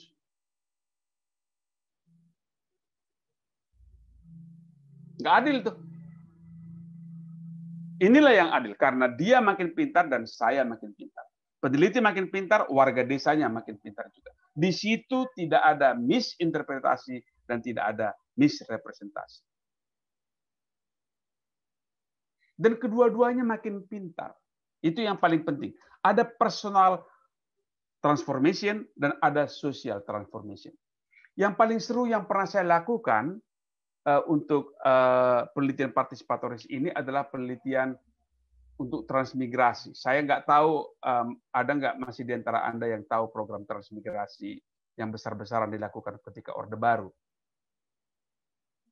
Ketika Orde Baru, saya juga sudah melakukan feasibility study untuk transmigrasi. Biasanya itu feasibility study-nya sampai 5 miliar tuh, biaya mahal tuh untuk feasibility study. Mengapa itu mahal? Ya, kami meneliti tanah. Sampel tanah itu diambil dari lokasi, dibawa ke Bogor, dianalisis di Bogor, dan lewat analisis itulah kita tahu bahwa inilah tanaman yang paling cocok, ini tanaman yang cocok, ini tanaman yang tidak cocok, beginilah nanti pengelolaannya, di sini sawahnya, begini aliran airnya dan segala macam. Itu kita lakukan. Maka itu mahal. Bisa satu lokasi itu biayanya sampai 5 miliar satu SKP. Lalu ketika Pak Harto sudah jatuh, transmigrasi ini menjadi proyek yang tidak lagi dilakukan oleh pemerintah pusat. Tidak ada lagi dana besar-besaran seperti tadi untuk membangun sebuah proyek transmigrasi. Padahal ada beberapa daerah yang benar-benar membutuhkan transmigrasi, membutuhkan transmigran. Ada satu daerah di Kalimantan Tengah, ketika itu hutan sudah habis. Karena hutan sudah habis, warga harus diajari untuk bertani lagi. Selama ini mereka sudah tidak bertani karena banyak laki-laki yang pekerjaannya adalah menjadi buruh di HPH. Mereka mau bertani lagi, pertanian mereka tidak tahu. Karena pertanian mereka tidak tahu, maka perlulah orang-orang dari Pulau Jawa yang akan mengajar mereka untuk bertani. Maka mereka memerlukan pertanian.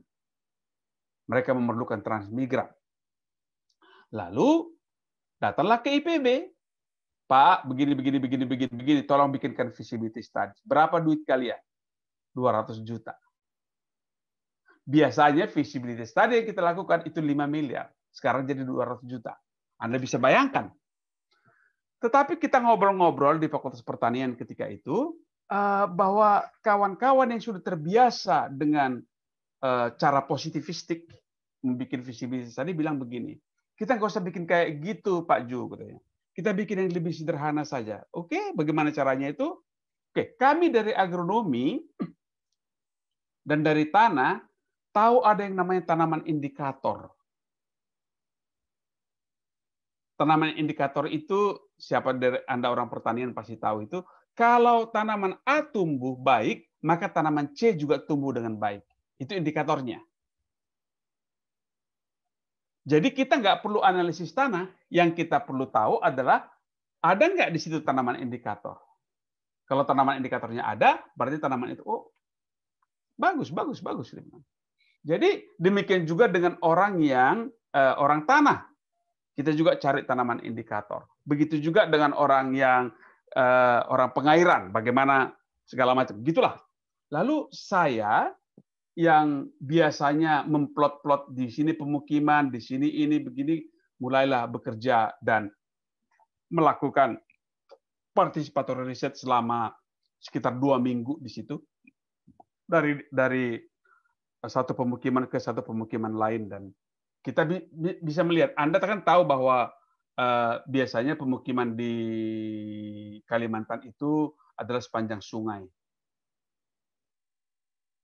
Lalu saya bilang bahwa kita akan membangun 4 UPT. Satu di sini, satu di sini, satu di sini, satu di sini.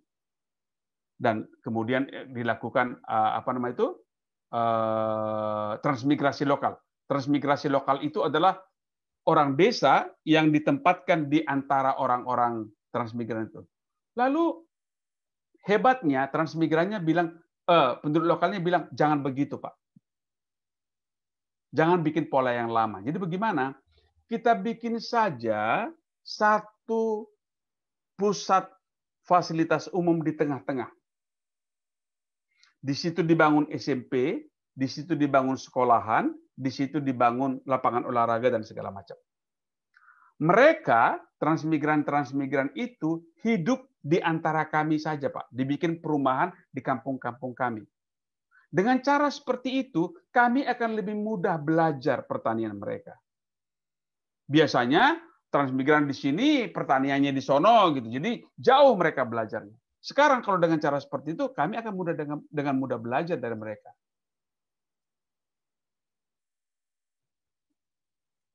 Kita bikin fasilitas umum satu saja, nggak usah di tiap desa ada fasilitas umum. Satu saja fasilitas umum. Ada nanti main olahraga di situ sore-sore, laki-laki dan perempuan, cewek-cewek itu, cowok-cowok, cewek-cewek remaja itu main volley di situ, main apa di situ. Mereka ketemu transmigran dengan orang lokal, menikah. Itulah Indonesia yang kita bayangkan. Saya terus terang saja sangat kagum dengan konsep mereka itu. Saya jadi makin pintar, masyarakatnya juga semakin pintar. Jadi ada personal and social transformation. Dua belah pihak dikembangkan. Saya makin pintar, mereka juga makin pintar. Itu contoh praktek kajian bersama yang pernah saya lakukan.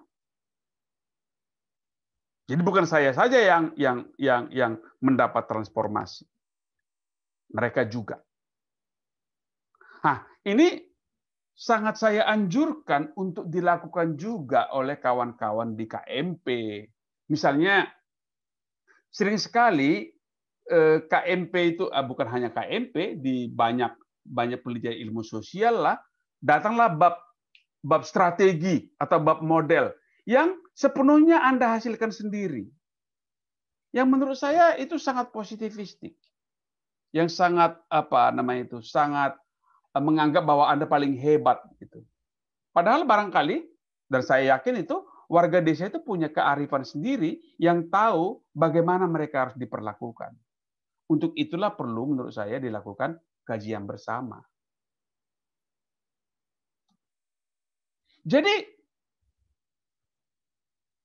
ketika Anda melakukan kajian bersama, pada setiap saat itu semua pihak, baik itu peneliti maupun yang diteliti, memberi umpan balik.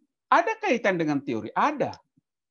Seperti saya katakan tadi, pengertian saya tentang transmigrasi dan sharing informasi antara warga menjadi berbeda setelah saya tahu bagaimana keinginan warga itu.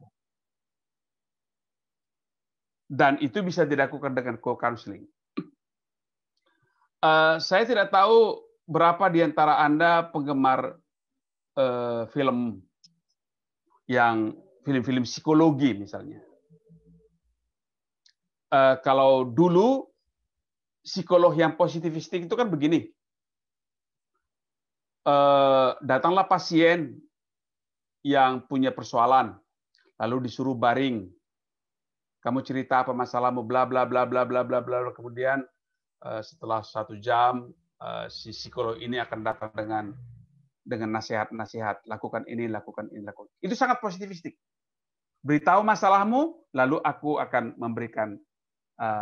memberikan solusi untuk masalahmu. Itu adalah psikolog yang sangat positivistik.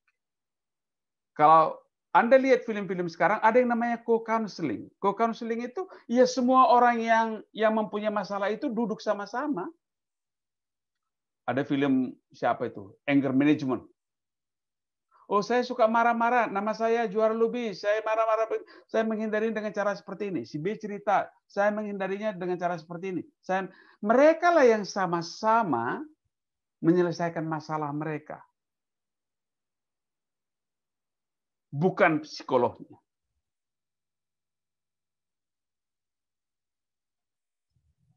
Mengapa itu menjadi seru? Karena teori belajar mengatakan bahwa orang paling mudah belajar bukan dari dosen. Paling enak itu belajar dari sesama. Ada lagi satu lagi film yang saya sangat suka. Namanya Patch Adams.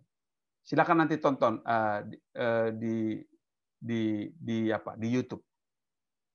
Itu adalah seorang mahasiswa kedokteran. Itu film humor. Siapa namanya itu yang main? Siapa yang komedian yang baru bunuh diri itu? Kok lupa saya? Lupa. Nantilah kalian carilah. Dia mahasiswa kedokteran.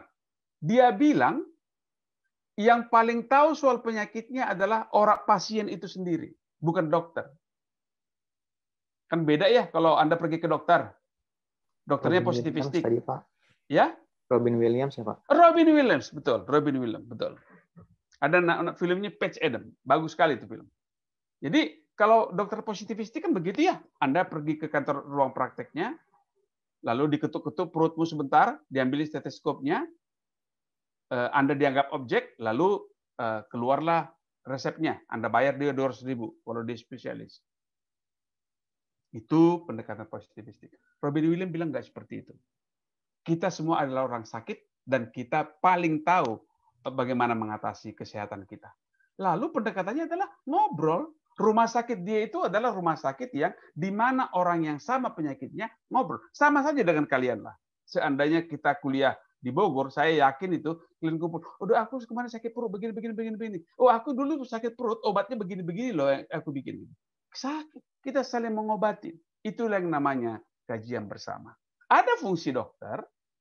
Fungsi dokter itu ya janganlah kalau umpamanya ada dulu ini cerita beda lah. Dulu pernah ada penyakit ikan di Bogor. Ikan banyak yang mati mendadak. Petani-petani frustrasi gitu dan ada satu petani yang mencoba obat yang dia bikin sendiri. Ternyata itu obatnya adalah baygon. Baygonnya disemprotkan ke ikannya. Ya ikannya mati juga. Jadi fungsi dokter ya itu supaya jangan ngasih racun gitu. Itu contoh-contoh yang saya katakan tadi adalah bagaimana sebuah kajian bersama mengakibatkan orang jadi semakin pintar. Petaninya makin pintar, Andanya makin pintar. Jadi tidak formal, banyak improvisasi, ada di situ self-generating culture dan tidak ada di situ social oppression dan tidak ada social disempowerment. Kalau yang saya katakan tadi snokhorogronya, kalau saya katakan tadi ada orang-orang yang merekayasa ilmu untuk memberdayakan masyarakat, itu social oppression, itu disempowerment. Heron bilang penelitian yang paling adil itu adalah penelitian yang kajian bersama, di mana kita sama-sama merumuskan sesuatu untuk perbaikan masyarakatnya. Itu dia kajian bersama. Oke, silakan. Saya tunggu komentar Anda untuk kajian bersama.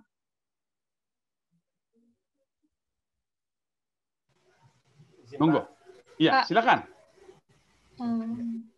Izin siapa dulu nih? Saya dulu ya Mas Heri ya. Mangga. Apa namanya Pak, yang ingin saya tanyakan yang di kajian bersama itu kan nanti misalnya dalam sebuah penelitian misalnya akan dilakukan FGD berarti nanti kita pemusatannya ke itu ya Pak ya, kajian bersama ya Pak. Iya, saya setuju dengan Nadia. Artinya ini sekaligus pendahuluannya saja lah. Bagaimana kita menggabung paradigma tadi. Jadi bisa kita mulai dengan positivistik, kita menemukan variabel-variabel yang paling berpengaruh untuk ini, lalu hasilnya itu di FGD-kan. Kan kita mulai dengan positivistik, kita akhiri dengan kajian bersama. Itu bisa. Sehingga kita tidak menjadi orang yang paling tahulah, tapi kita ngobrol dengan mereka apa yang mereka inginkan. Makasih Nadia. Oke, tadi siapa lagi? Heri, Pak. Iya, silakan Heri. Sebelum ke partisipatori ini, saya ingin menanyakan kembali ke yang kritis, Pak. Minggu lalu saya mengikuti kolokium kelas kita yang sudah melakukan kolokium terkait komunikasi lingkungan pada masyarakat adat di pesisir Bali dalam kontestasi rencana reklamasi Teluk Benoa. Nah, di situ Ibu Desak Gede ini menggunakan paradigma kritis dan konstruktif. Nah, ketika beliau informasi yang saya dapat dari beliau, ketika beliau turun ke lapangan dari data awal itu sudah dihadang oleh preman-preman yang ada di sana. Kamu siapa? Orang mana? Padahal namanya udah jelas orang Bali, Desak Gede Karlina kan, gitu. Nah, jadi yang ingin saya tanyakan di sini, yang menjadi hal-hal apa saja Pak pertimbangan kita sebelum kita turun ke lapangan, misalkan untuk menggunakan paradigma kritis ini, kemudian cara untuk pengambilan datanya itu seperti apa Pak agar kita datanya bisa komplit seperti itu ketika kita nantinya menggunakan paradigma kritis ini. Kemudian yang terkait masalah partisipatori ini bagusnya digabungkan dengan mix metodenya dengan yang mana Pak? Apakah partisipatori dengan positivistik ataupun konstruktif? Terima kasih Pak. Ya, saya coba komentari yang pertama dulu. Memang tidak mudah. Harus saya katakan bahwa penelitian kritis tidaklah penelitian yang sekali jadi. Enggak. Artinya Anda datang melihat, oh ini kritis nih, ini tidak seimbang nih, saya perlu bongkar. Enggak seperti itu. Tidak seperti itu. Sebuah penelitian kritis adalah sebuah penelitian yang merupakan proses panjang. Proses panjang yang barangkali Anda mengetahuinya setelah mengenal masyarakat itu dengan cukup dalam. Enggak sekali jadi. Oke. Saya cerita saja apa yang dilakukan oleh kawan seorang mahasiswa bimbingan saya. Dia meneliti sebenarnya dimulai dengan positivistik. Dia meneliti memakai JARCOM. Apa itu?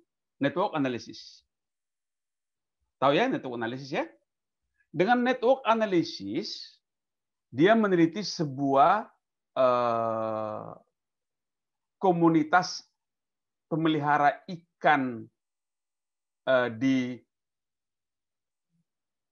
mana itu? Riau. Dia melihat itu dan dia menelitinya memakai positivistik dengan melihat bagaimana jaringannya. Dia melihat pertama adalah jaringan soal pengadaan pakan dan pengadaan bibit. Startnya satu orang, Pak S. Semua orang beli bibit dari dia 1,5 juta ekor per hari. Semua orang beli pakan dari dia sekian puluh ton per hari. Lalu dia meneliti juga kemana dijual. Akhirnya adalah menjualnya ke Singapura. Tapi semua petani di satu desa itu menjualnya kepada Pak S tadi. Jadi sentral untuk pengadaan pakan maupun pengadaan pemasaran, pengadaan bibit, pemasaran, sama pengadaan pakan itu semuanya posisinya ada pada Pak S, sentralnya. Sentralitasnya.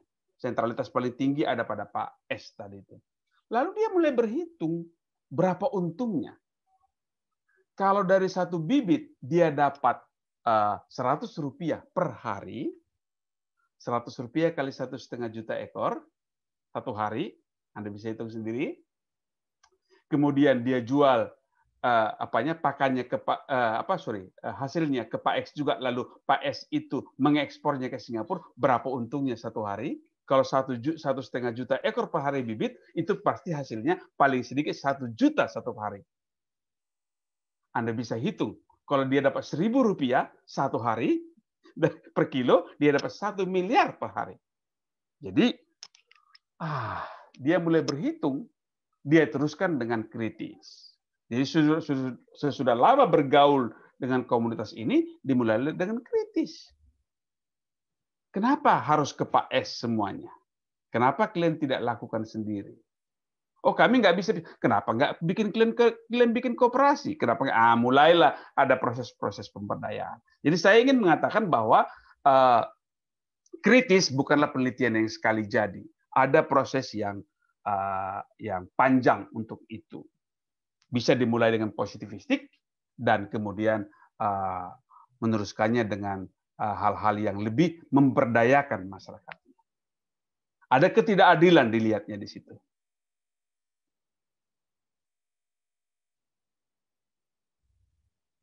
Jadi begitu caranya mengkombinasikannya. Begitu caranya untuk istilah saya itu mencapai arena. Jadi mencapai arena itu menjadi krusial. Saya tidak tahu yang contoh yang Anda katakan tadi itu bagaimana dia mencapai arenanya. Barangkali dia mencapai arenanya agak, kalau dia orang asing di situ memang susah. susah.